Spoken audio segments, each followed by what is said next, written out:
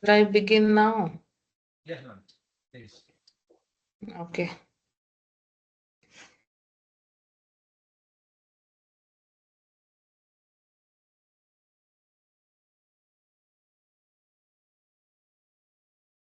Right. So in the last class, discussed about, we were supposed to begin with associate. We discussed about holding and subsidiary companies. Okay.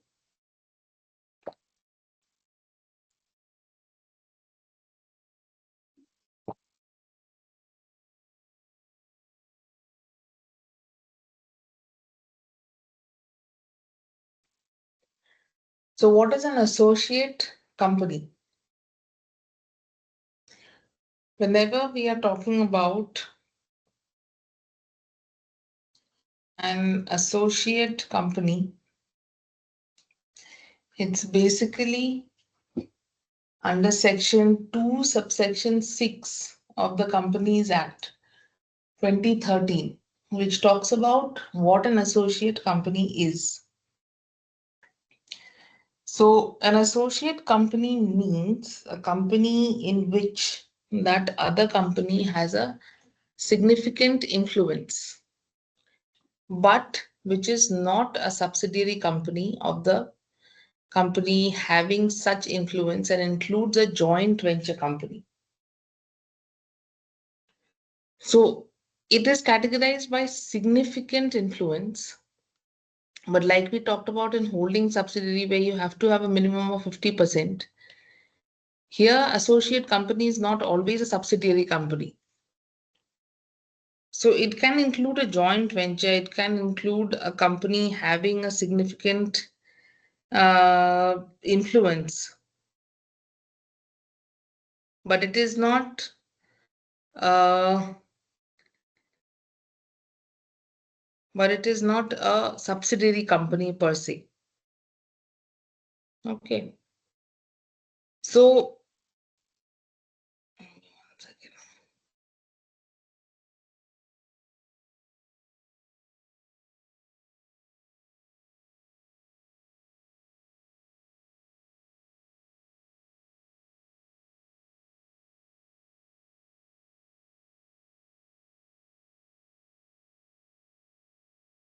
yeah. So the explanation for this section is that for the purposes of this clause, a significant influence means control of at least 20% of total share capital or of business decisions under an agreement. So 20% can, so how do you understand influence? Only you can say influence that amounts to control would be when you can appoint the maximum board of directors to the company's board, maximum directors to the board of directors to the company. But significant influence does not always mean that you have all your nominees on the board of directors, but it can be of nearly 20%, of minimum 20% of the total share capital in a company.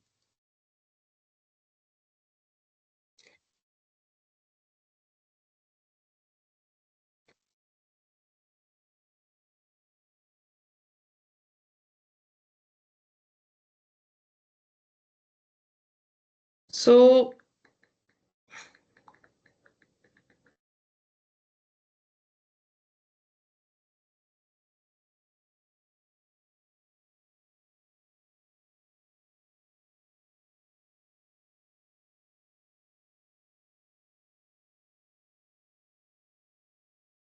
so associate company is not a subsidiary, but it could be a joint venture, right?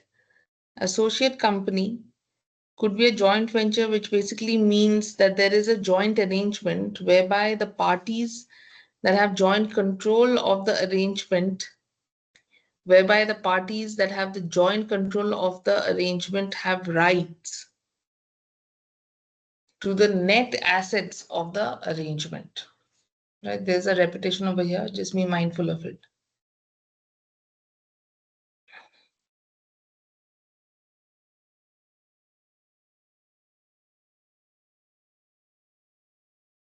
What are public financial institutions? So Section 2, subsection 72 of the Companies Act talks about what a public financial institution is, right? A public financial institution could be a life insurance corporation, LIC. It could be the IDFCL. It could be the UTI, Unit Trust of India. Institutions notified by the central government under Section 2, subsection 2 of Section 4A of Companies Act.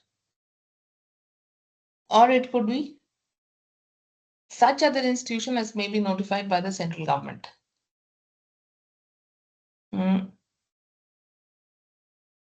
In consultation with the RBI. So it could be even an NBFC for that matter.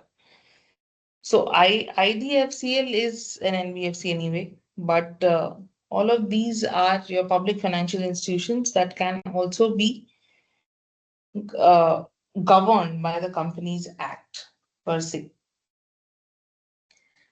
Provided that no institution shall be so notified unless it has been established or constituted by or under any central or state act, or not less than 51% of the paid up share capital is held or controlled by the central government or by the state government or governments, or partly by the central and partly by one or more state governments. Right.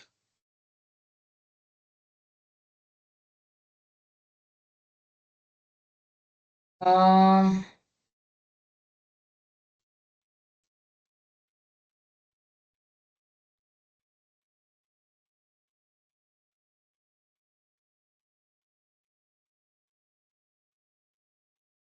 so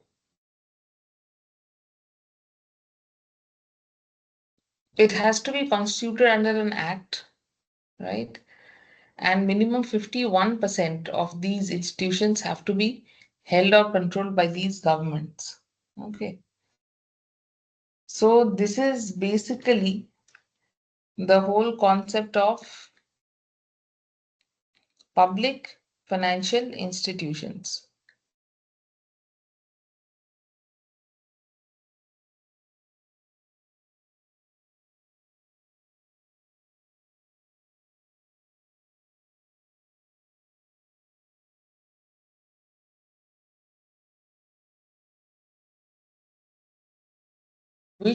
What are producer companies? Producer companies, the concept of producer company in India was introduced to allow cooperatives to function as a corporate entity under the Ministry of Corporate Affairs.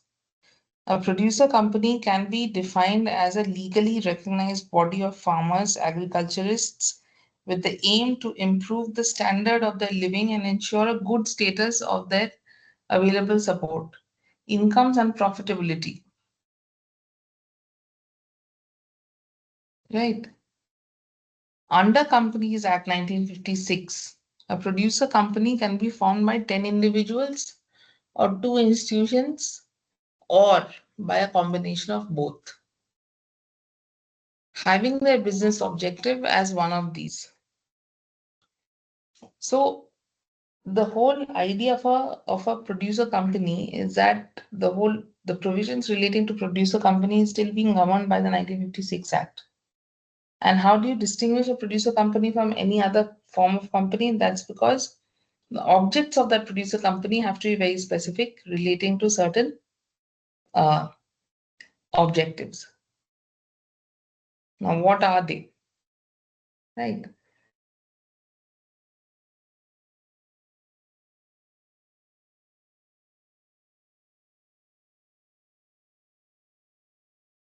Mm,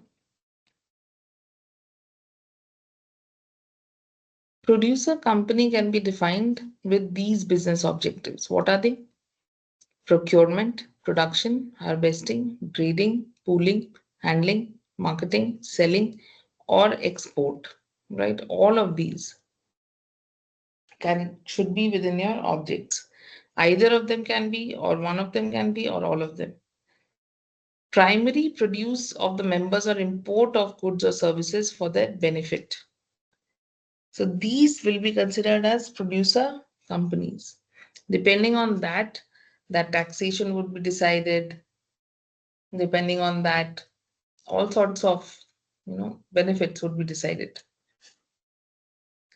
The main objective of the producer company is to facilitate the formation of cooperative business as companies and make it possible to convert the existing cooperative business into companies. Right? Facilitate the formation of cooperative business and make it possible to convert the existing cooperative business into companies. So, objects given under section 581B are these.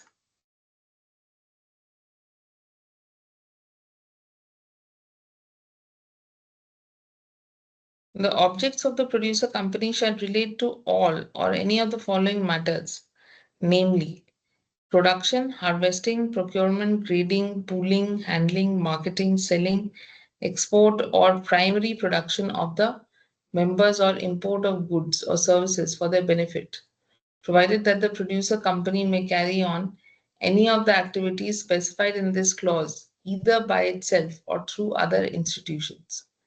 Primary produce has been defined under the Companies Act 1956 as produce arising from agriculture by a farmer, which includes animal husbandry, floriculture, horticulture, viticulture, pisciculture, revegetation, bee raising, forestry, forest products, and farming plantation products, produce of handloom, handicraft, and other cottage industries.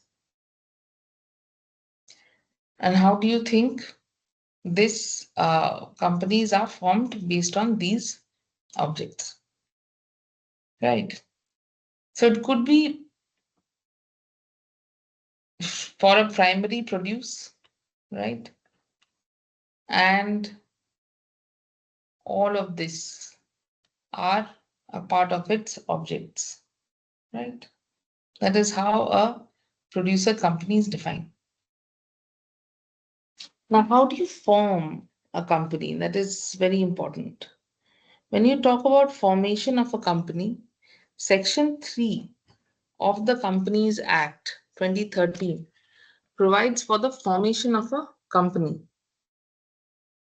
Company may be formed for any lawful purpose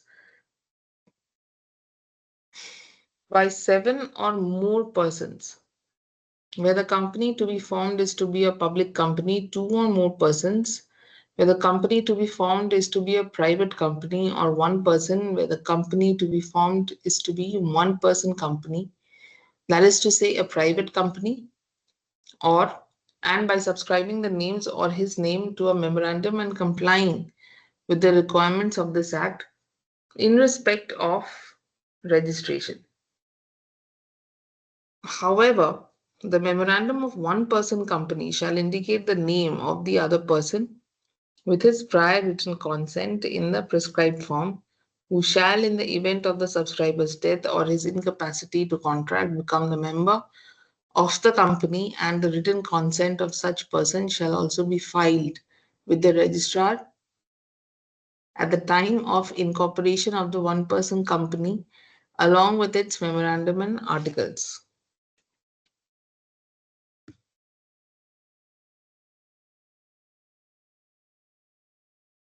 Right. So, as we talked about, that whenever we are talking about a company, the same company has to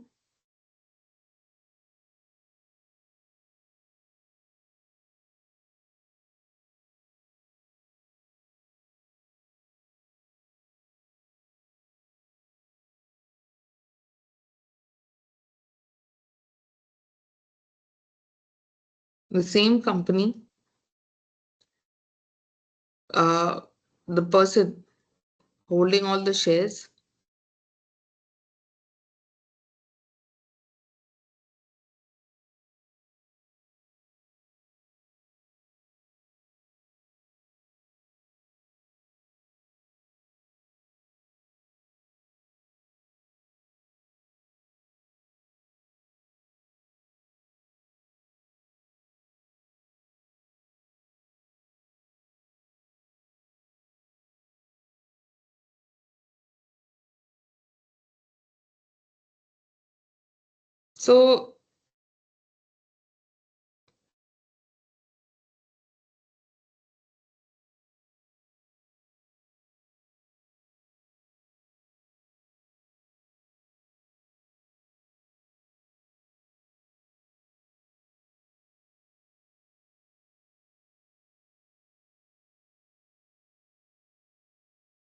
So whenever we are talking about uh, the one person running the company, how do they ensure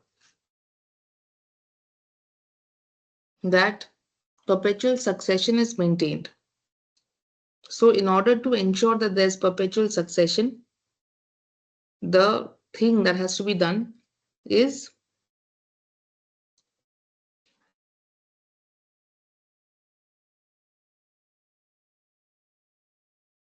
nominate someone in the memorandum of association. And once you do nominate the person, then in that case, the nomination basically, that person is going to uh, take over that company once this person is dead, and then nominates another one. So this is how the entire concept begins for an OPC, which is a type of a private company, right?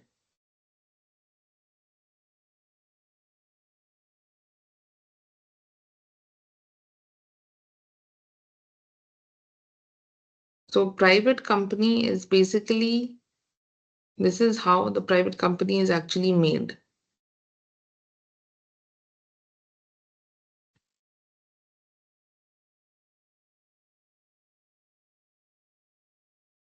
The registrar, on the basis of documents and information filed under subsection 1, shall register all the documents and information referred to in that subsection in the registrar and issue a certificate of incorporation in the prescribed form.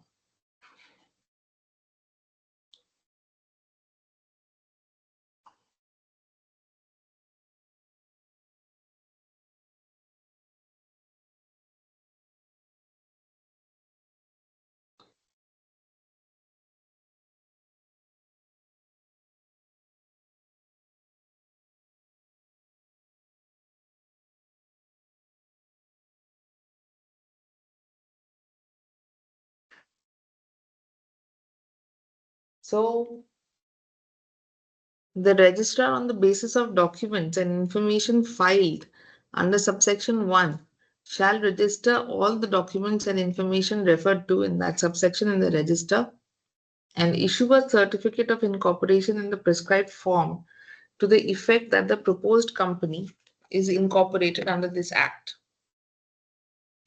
On and from the date mentioned in the certificate of incorporation issued under subsection 2, the registrar shall allot to the company a corporate identity number, which shall be a distinct identity for the company and which shall also be included in the certificate, right? So, whenever we are talking about how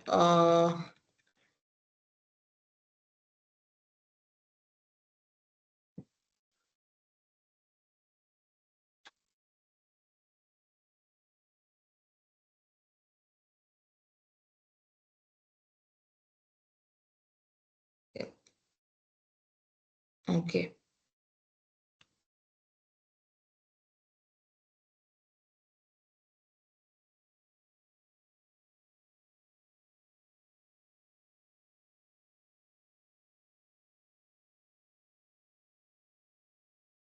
So, whenever we are talking about an OPC, registrar on the basis of documents and information filed under subsection 1 shall register all the documents and information referred to in that subsection in the register and issue a certificate of incorporation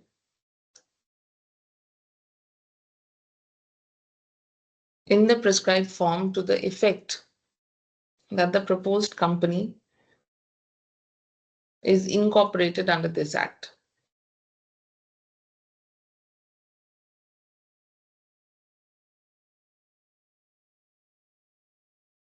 So on and from the date mentioned in the certificate of incorporation issued under subsection 2, the registrar shall allot to the company a corporate identity number, which shall be a distinct identity for the company and which shall also be included in the certificate. So the entire concept is that the sections over here, they are only talking about how an OPC is incorporated, how an OPC will be built.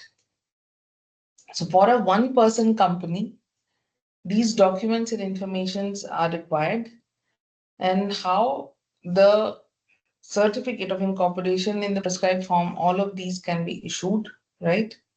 And incorporated under this act, right? So what is an OPC exempt from? What exactly does an OPC have to do? What are the extra compliances that an OPC is required to perform? Everything is mentioned over here itself, right?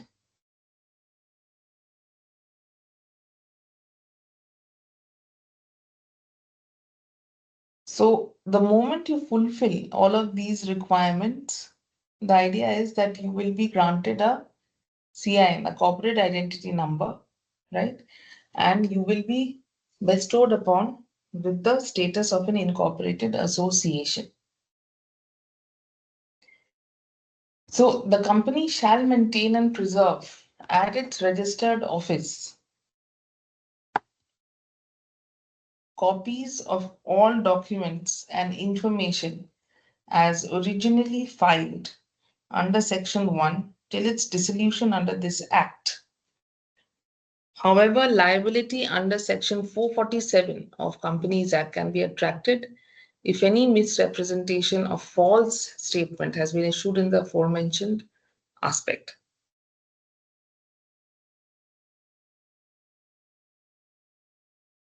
Right? So we can still maintain these sort of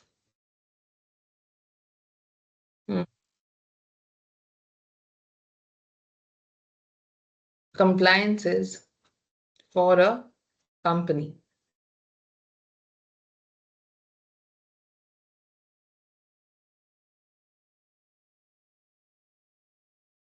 For incorporation, so how do you select a name?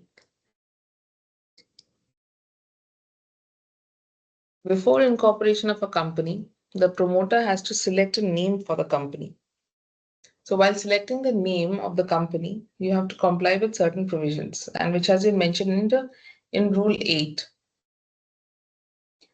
So you can't have certain names which are opposed to public policy of the country, which is vulgar. So you can't have those sort of undesirable name that cannot be adopted, which is all mentioned in Rule 8 of the Companies and Corporation Rules 2014.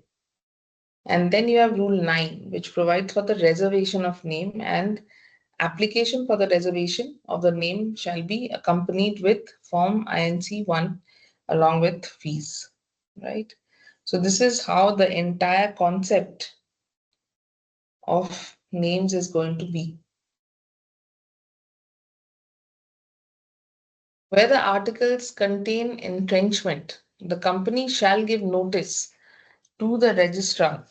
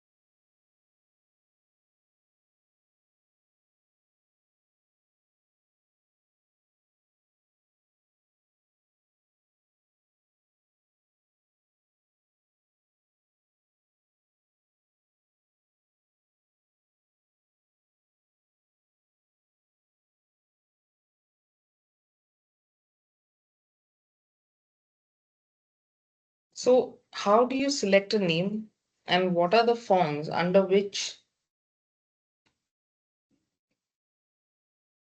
you can get this, the name,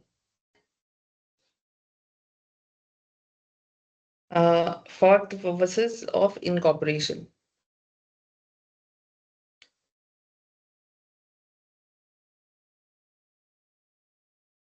Okay.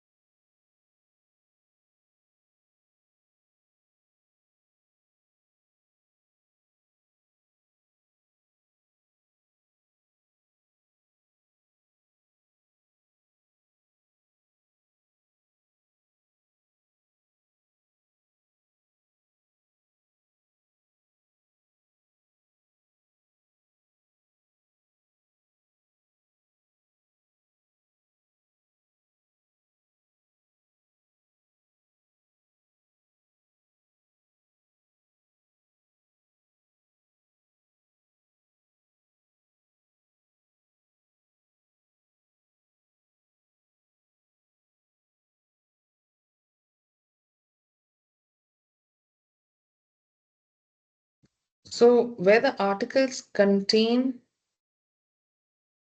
entrenchment, right? The company shall give notice to the registrar of such provision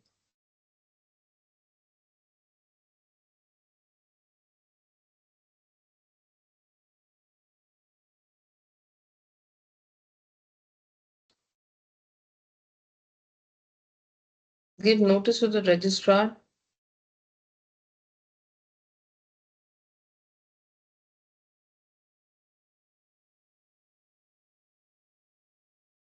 of such provision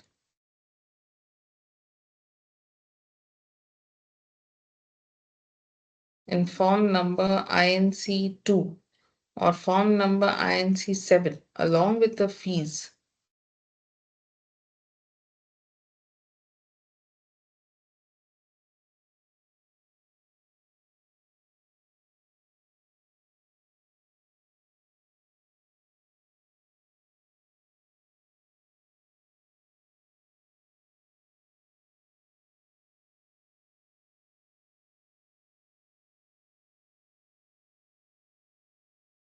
in form INC 2 or form INC 7 along with the fees at the time of incorporation of the company.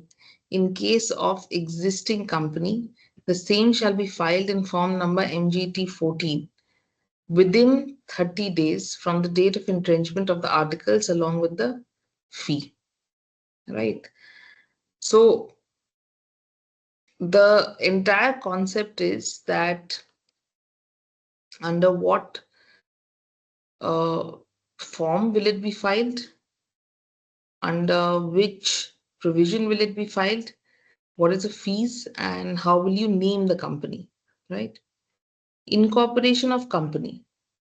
Section 7 of the Companies Act 2013 provides for the procedure to be followed for the incorporations of a company. The promoter of the company shall submit the following documents to the registrar of companies within whose jurisdiction the registered office of the company is proposed to be situated for registrations. So, memorandum and articles of the company duly signed by all the subscribers to the memorandum in such manner as may be prescribed. So section 7 talks about how do you incorporate a company, but the incorporation has to be done by a promoter. So these promoters have to submit these documents, the memorandum and the articles of association, which are duly signed by all subscribers. So you need 2 and 7, right? 2 members for a private company, 7 for a public company. And that's how you can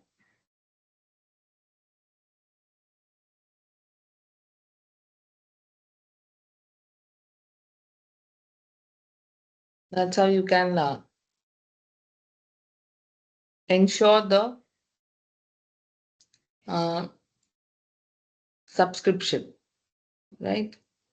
What next? A declaration in the prescribed form by an advocate, a chartered accountant, cost accountant, or company secretary in practice who is engaged with the formation of the company and by a person named in the articles as a director, manager, or secretary of the company, that all the requirements of the Act and rules made thereunder in respect of registration. A declaration from each of the subscribers to the memorandum and from persons named as the first directors, if any, in the article stating that form number INC 9. Right? Declaration form that each subscriber will have to give, and your first directors will have to be named in form INC 9. So these compliances are very important for you all to remember because this can be a part of your questions, right?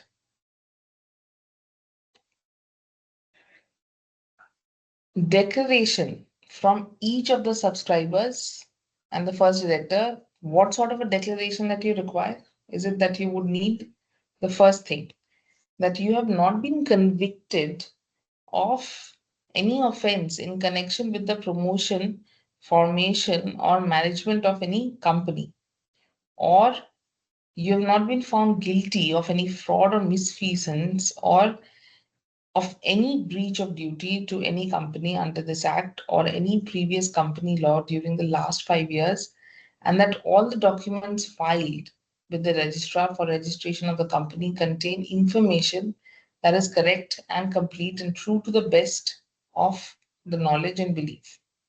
The address for correspondence till registered office is established. All particulars of every subscriber to the memorandum along with the proof of identity, the particulars of the persons mentioned in the articles as the first directors of the company, the consent to act as directors of the company in such form as may be prescribed. The memorandum and the articles are the basic essential documents of the company. So, as a promoter, when you're going to get your company registered, just having an idea of what you want to do with a company or what is the business object that you want to fulfill through your company is not the only thing that you would require. In addition, you would require everything else. You'd require a declaration, you'd require these documents, you'd require an address, particulars of all subscribers and the board of directors, every single thing, right?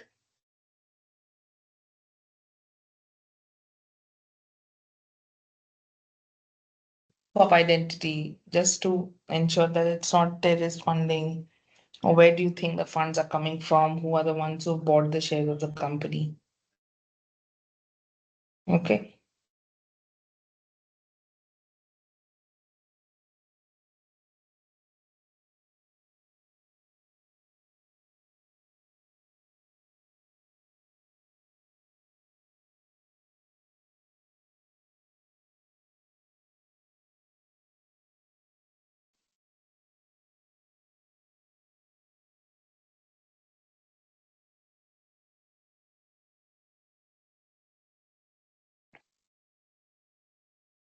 So, new section 10A has been introduced with the introduction of Companies Amendment Ordinance. It provides that every company incorporated after the notification of the ordinance shall not commence business unless the directors file a declaration within 180 days of incorporation that every subscriber has paid for the shares as agreed and the registered office has been verified by filing necessary returns. Under 12A, the name of the company may be struck off in no office if no office is found on physical verification. It is quite natural that you need to have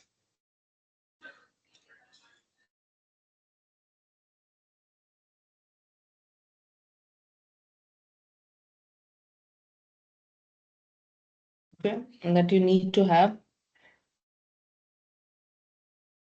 um,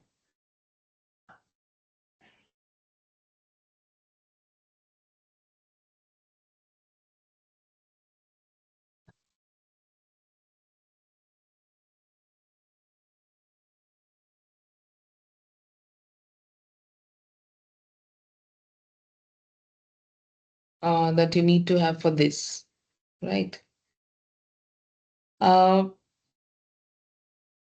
you're supposed to start your business, commence your business within 180 days, because if you don't, then what good is your company? If so, basically, your company then would mean that it's a sham company, that you're not started your business.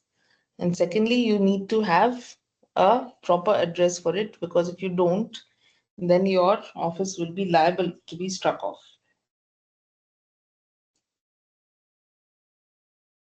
Memorandum of Association. Memorandum of Association of company is in fact its charter. It defines its constitution and the scope of powers. What exactly is memorandum? It's almost to say that, say, in our country, mm, you have many laws. Say you have the criminal laws, the criminal procedure laws, evidence laws, the BSA Bharatiya Sakshya Adhiniyam. Then you have all kinds of laws that there are. So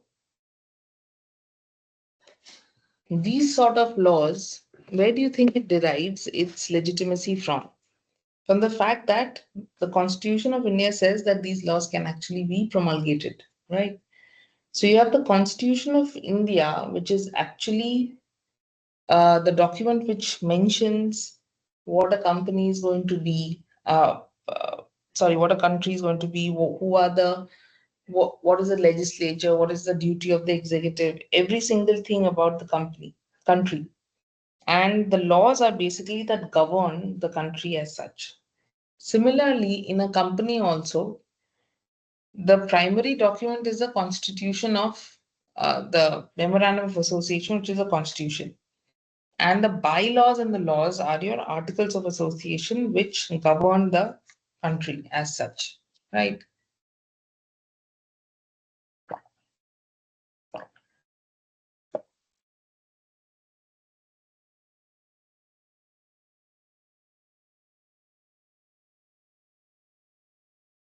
Hmm. It is in this memorandum itself that you will write the word private or a public limited company, right? So, memorandum will decide whether or not your company is a company, uh, whether your uh, company is a company which is limited by shares, limited by guarantees, what sort, or unlimited liability company, everything. And then you have to say what is a limit, right? Whether it's a private limited or it's a public limited company, depending on what you have decided your company to be, right? That's how it is supposed to be. The company is supposed to be uh, formed. The memorandum of association is supposed to be formed, right?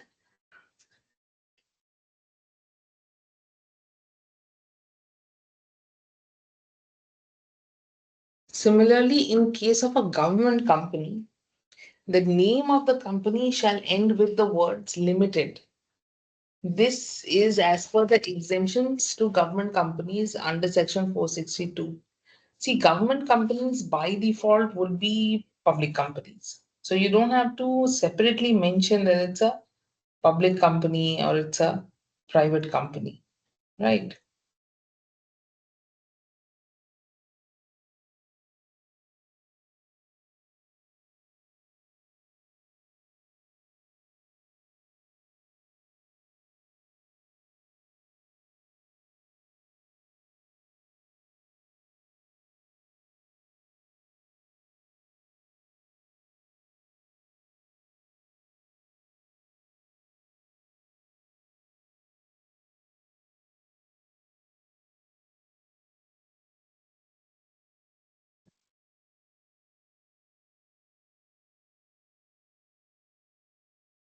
So anyway, a government company will have to comply with a lot many norms. which there are. And that's how government companies will function with respect to its memorandum, with respect to its article. So all of these clauses, the first is with respect to your name clause, the second is your situation clause, the third is your objects clause, the fourth is your liability clause, fifth is your capital clause. All of these clauses are very integral to an to a memorandum of association. Memorandum of association needs to mention all of these clauses, without which a company will not be formed. It's a charter document, it's a very important document which is there with respect to a company. Okay.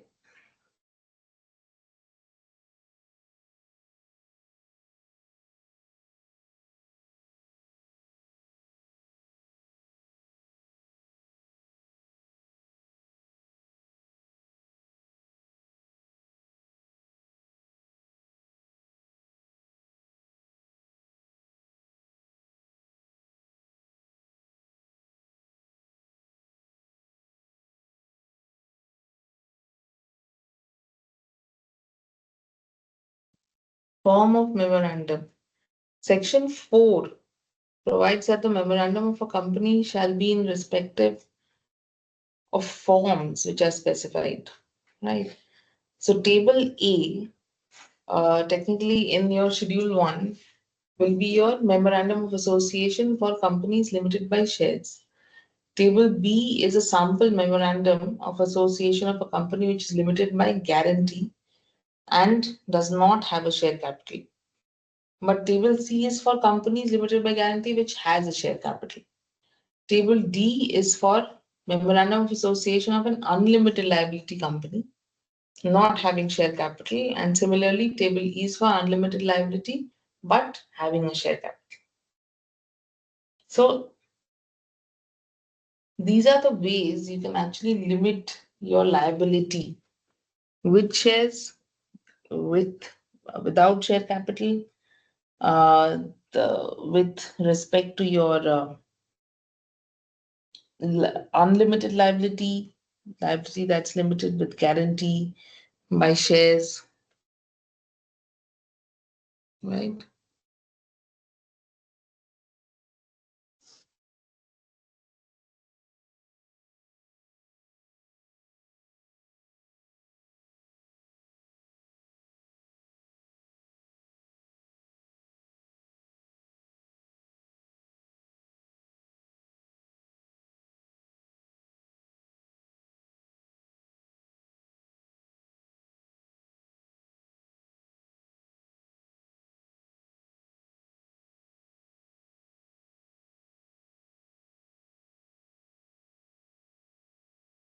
Doctrine of ultra vires. The meaning of the term ultra vires is basically to mean that it's beyond their powers, right? The legal phrase ultra vires is applicable only to acts done in excess of the legal powers of the doers. This presupposes that the powers are in their nature unlimited. To an ordinary citizen, the law permits whatever does the law not expressly forbid. But it is only when the law has called into existence a person for a particular purpose or has recognized its existence, such as in the case of a limited company, that the power is limited